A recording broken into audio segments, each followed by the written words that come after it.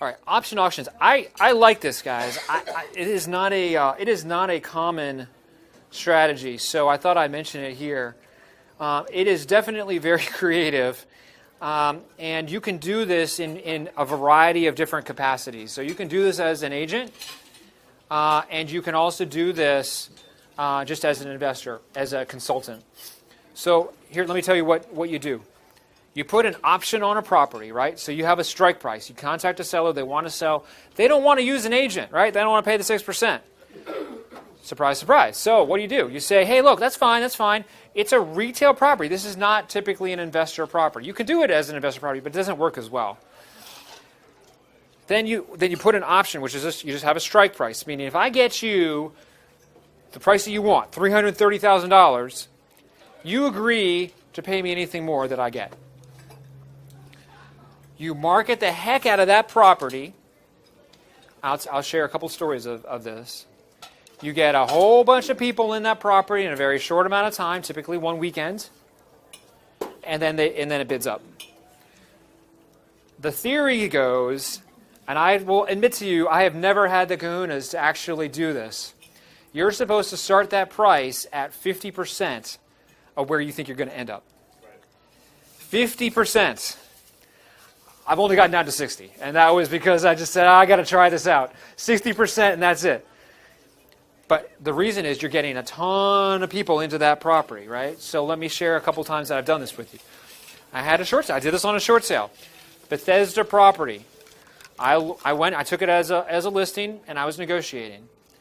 Okay, I said it's going to be worth about 1.4, 1.5 maybe. It's on a main drag in Bethesda, right? So if it was 3 blocks into the subdivision, it'd be worth $2 million or more. I say, 135 to 1.5, right in that ilk is probably where this property is worth if you take a discount. So what did I do? I got the ugly yellow signs, right? Put them all up around Bethesda. Put a little rider on them. There are 3 different riders. I had golf pro, wine tasting, jazz ensemble. I had and you have an inspection period, 2 inspection periods. You call it an inspection period. It's just an open house. You call it an inspection period.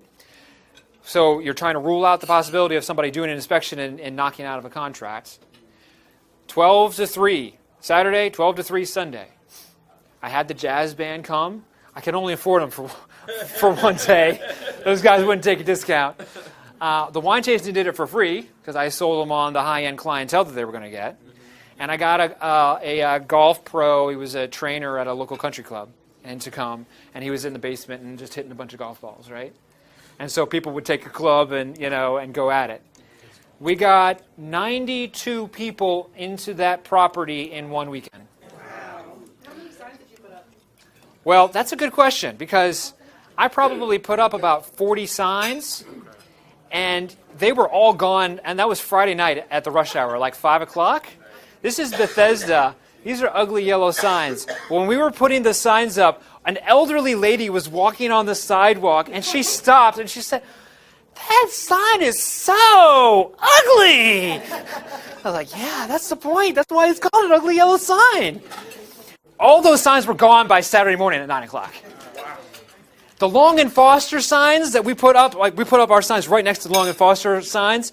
The Long and Foster signs were still up. Our ugly yellow signs were just, they didn't just take the signs and put them down in the grass. They just flat out took the signs. Unbelievable. Yeah. It wasn't the sign police. It was the weekend. It was informal sign police, right? It was Bethesda sign, the Bethesda residents who couldn't stand one of their properties going for auction, right? We started that at $750,000. The high bid was 1.35. 1.35, 92 people in there. And I had, I paid whatever, $800 for the jazz band. Wow. So how much did you make? Oh, you say you had to sell them above? You say your pitch to the homeowner is to sell them above? That was the option auction strategy, right. So on the option auction strategy, I would have a strike price. I'd put an option on the property that protects my interest. Okay. I say, okay, anything above, pick a number. 330 was the number I used a minute ago. Okay. because I did another one for 330 on a townhouse. Okay. Anything above 330 that we get, it's mine to keep. So I get paid on the seller side. So I don't have problems with the buyer's bank. So what did you make on that? Yeah, so you get a percentage of everything over that? Not a percentage. Well, 100%. Oh, okay. Now I get it. Okay. Yeah, that's it. You can retire after that for the you go on a vacation for the rest of the year. For an option, yeah. Yeah, for the Bethesda house, I didn't because that was a listing. It was a short sale, so there was no upside on that. That was not an option, but it was an auction. So It was the same idea. if it was an auction, Yes. not a short sale, and you told them you were gonna get $1 million and you got you got 13,350,000. The 350,000 would be yours. And Yes, you sir. give them that $1 million. Is that how? They keep the $1 million, I keep the 350. Okay, right, okay. Yeah. Not with an option is a contract. You've got an equitable interest in the property. You can market that thing up the wazoo, just like a wholesale deal. That's equivalent. That's equivalent. Okay, guys. Okay, so we're trying to hear the questions. I'm sorry. Go ahead. Did you have a clause to cover you if you didn't make it to a certain point? It's an option. What is an option? A right, but not an obligation to buy. Okay. I just don't exercise my option if I can't produce a buyer above 330. No exercising the option there. Yeah. Can you just run over real quick? As a real estate agent,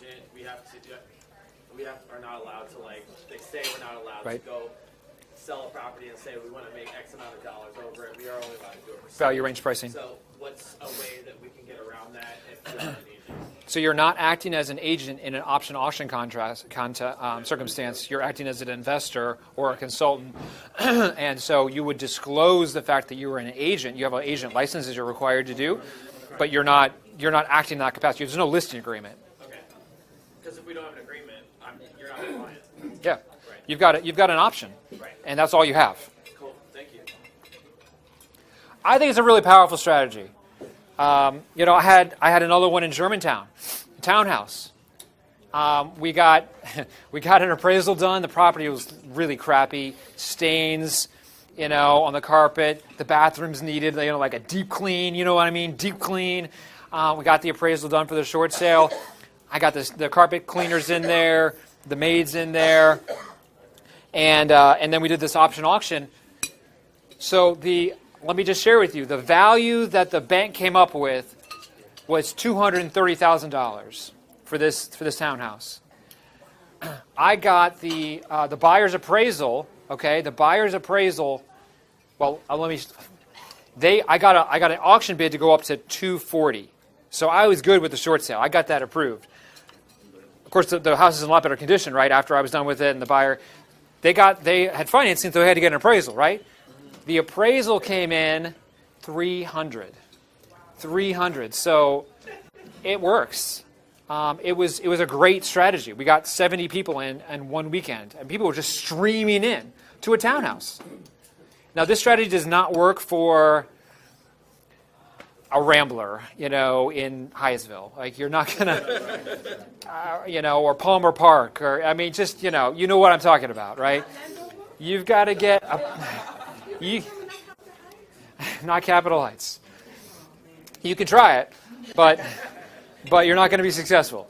You've got to get, the theory says you've got to get at least 30 people bidding on this property, 20 to 30 people. Pretty much everyone drops off into like the 3 or 4 after the first round of bidding, and so other than like 3, 4, 5 people. And that's fine. That's okay. Yeah, hi. We've done that on one of our properties, and one of the buyers actually, we had about 13 people come through, and 12 of them put in offers, and one of them put an escalation clause in Right. his offer, so that Right. drove it up even more. So Yeah, that's- right. That's what you do. Yeah. Yeah, I don't like calling people on Sunday night at the end of the auction. So I tend to like extend it, like Monday, Tuesday during working hours. But that's the idea. It's over the phone, and you just let people go crazy. That's the whole point of an auction, is they're just bidding up against each other. You need the 3 or 4 people who really like it. And the escalation clause is perfect, because then you get rid of all the, like the $750,000 bids that I had for the Bethesda one. Those people drop off after the first round when they hear, oh, it's up to $1.1 million. Oh, forget it. I'll buy it at $750. But we're not selling at $750. That was just the opening bid. Brian, Yeah. what companies do you recommend for auctions? There's only one company that I have worked with as an auctioneer company, but I've done all the auctions myself when I've done this strategy on properties. It's the Ashland is the one I've worked with in the past. I wouldn't necessarily recommend or not recommend them. I'm indifferent and neutral. I'm neutral. They're the only ones I work with. Lee Spritz and Adam Spritz.